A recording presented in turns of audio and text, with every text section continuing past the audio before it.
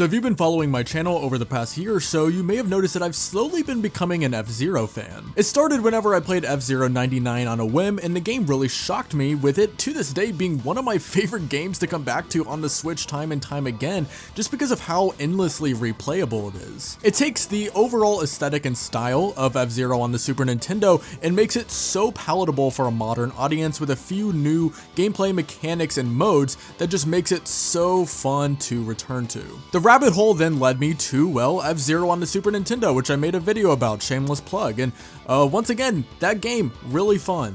Especially from a time period where many racing games, in my opinion, have not really aged very gracefully. Just look at Super Mario Kart on the exact same system. F-Zero actually, to this day, I think has held up relatively well. It definitely has a little bit of a learning curve to it, but I still would recommend it to people that are fans of the Super Nintendo and looking for more games to play. And it was especially impressive being that it was a launch title and was one of the first showcases of what the potentiality of 3D gaming could eventually become. So I figured that the next logical place to take the step forward with the series is F-Zero X on the Nintendo 64, and this is a game that I was unsure what I was gonna think of whenever I first started playing it. I think partially because overall I'm not a big fan of the Nintendo 64 in general, and from the very brief amount of gameplay footage I had seen over the years of this game, I had always been relatively deterred from it because of how low poly and unimpressive the game looked even by the standards of its own system.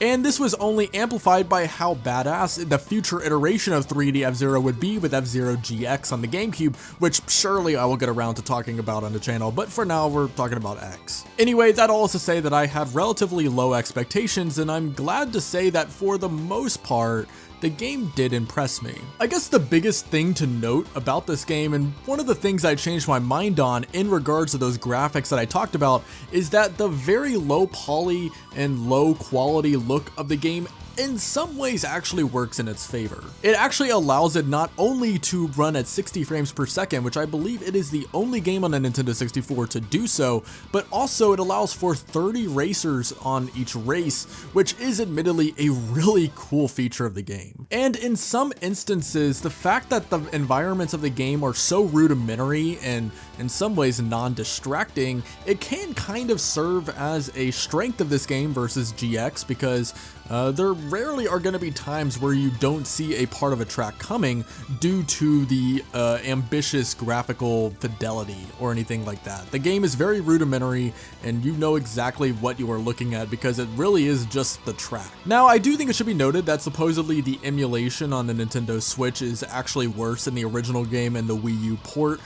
So this is all from me playing on the Switch, and apparently it runs even worse on there, which I didn't even have a problem with the way it ran. The main other part about this game that I did like is the amount of customization it gives you in terms of controls. There are, like I said, 30 different racers, which means there are 30 different machines that you are able to unlock.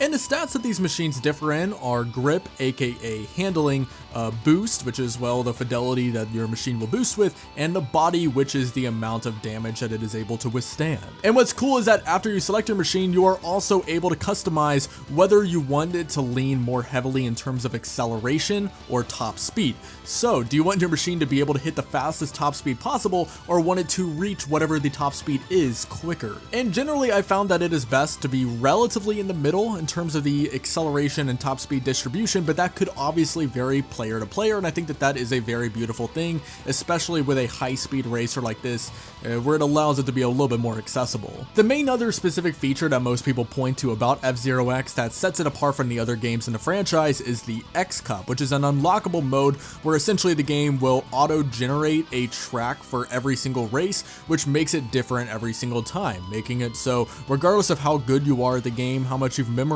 the different courses that the game offers, it will kind of provide a sort of challenge for you. I do think that the mode is a cool addition to the game, however, I don't think that it's as much of a fire addition as some people do.